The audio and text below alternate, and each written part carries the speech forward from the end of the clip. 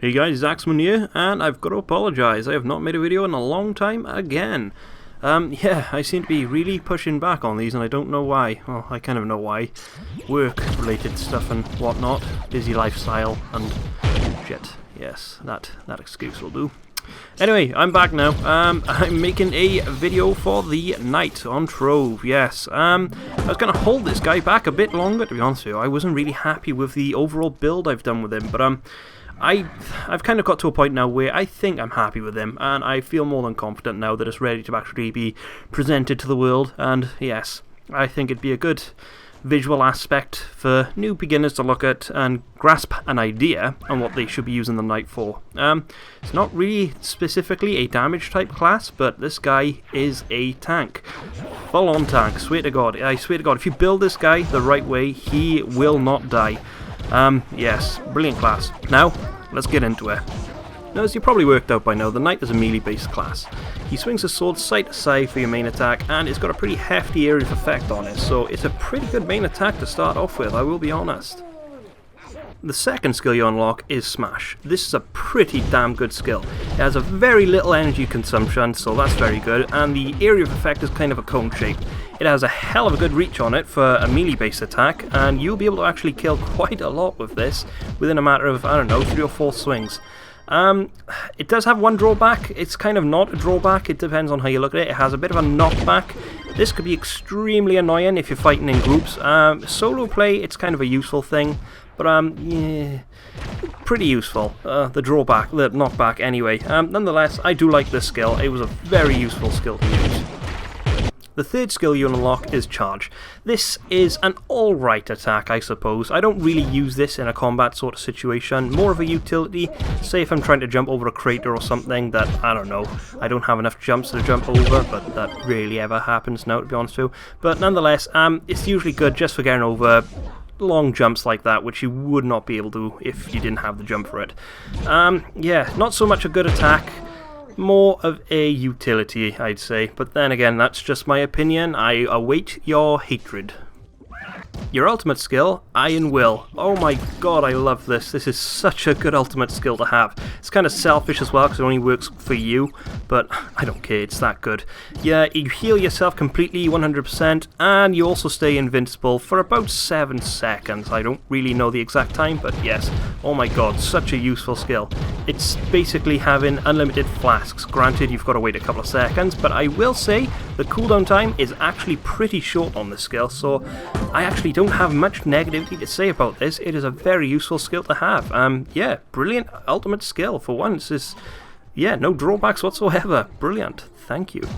And your passive skill, Retribution. It glows your sword and it looks bloody beautiful. Nonetheless, very good skill. This activates every time you get attacked and then cools down for 2 seconds every time you attack. And it increases your attack power quite a lot, to be honest with you. This is a very noticeable skill to have. Your damage will be very noticeably stronger with this. It only happens for that one initial attack though, so if you're going to use, I don't know, Smash, you'll notice an extra buff on that. If you use your normal attack, you'll notice an extra buff on that. Very good to use, to be honest with you. You try and use it with your Smash to get the best out of it. Now it's time to move on to the stats of the class. I have gone for a full-on tank, or as tanky as I can get him at the moment, sort of build. There's some things I want to address on my, well, I don't want to address, but there's some things I'm still working on. I haven't quite finished the build of this just yet. So don't take everything that I've done for like 100%. It's not right just yet. It can be a lot better than this. You can actually get him up to like 60,000 health, I think someone said, but that's just someone. I'm not going to take their word for it at the moment, but you probably could get it a lot higher than what I've got at the moment. But anyway, my sword, lots of physical damage, health and health regen. Energy regen, I could probably swap energy regen out for jump. And why would I do that? Because then I could get my ring, which also has jump, to switch to physical damage and health. That would be a pretty damn good switch. You don't necessarily need that much energy regen with this class because none of his skills really drain it that much. Your Smash, you can use that quite a lot. It doesn't use up much energy regen, and with, yeah, it just doesn't use it up that much, so it doesn't really matter. What else is it then? The face, lots of health on that. Try and get as much health as you can. And again, with the other the hat, Again, as much health as you can. Attack speed, you probably could leave the attack speed on there if you wanted to. It does kind of help a little bit, but attack wise, like I said, he's a bit of a no-go. Yeah, and like I've said, switch the jump on the ring then to a health. I've kind of only got it like this at the moment because I'm too lazy to work on that sword.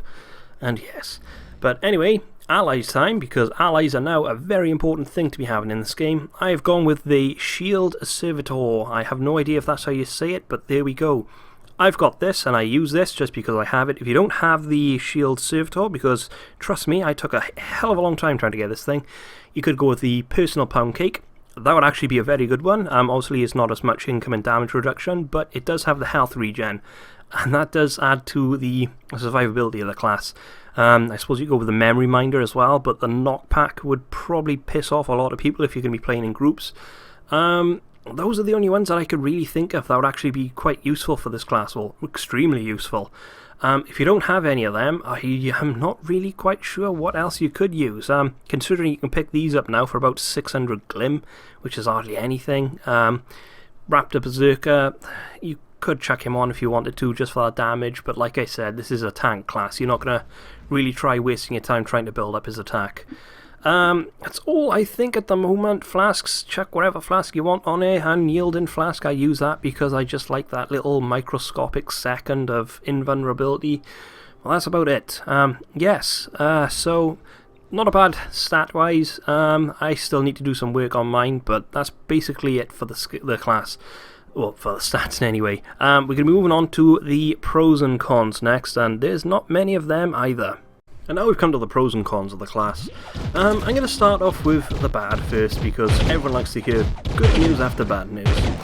This is not a damage-based class. He is pretty weak from what I've experienced. I know other people have managed to build them up a lot stronger than I have, but I just don't have time to be doing that with this class at the moment. They are pretty damn weak. These are very good to work with in groups to avoid the low damage output, but yeah, that's pretty much about the only bad I can actually think of for this class. They're just pretty damn weak.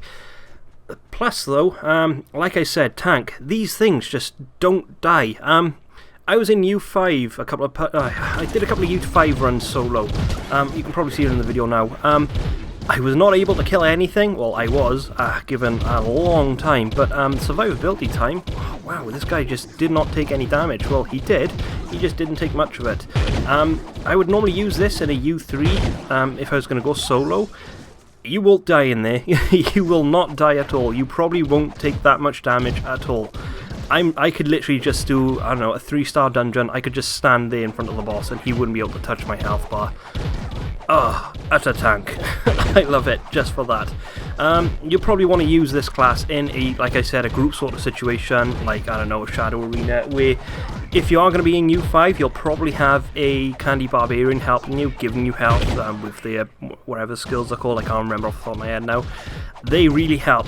This is definitely a skill, a class, oh, come on, get your words out, I had a group-based class. Very good to use in a group. That's pretty much the pros and cons of this. It's not that many, it's just weak damage, hell of a tank. But I think it's a good trade-off. They've managed to do it very well, especially for a starting class that was actually from the birth of Trove. So I think they've done a very good job at trying to adapt them to the other classes that are out now.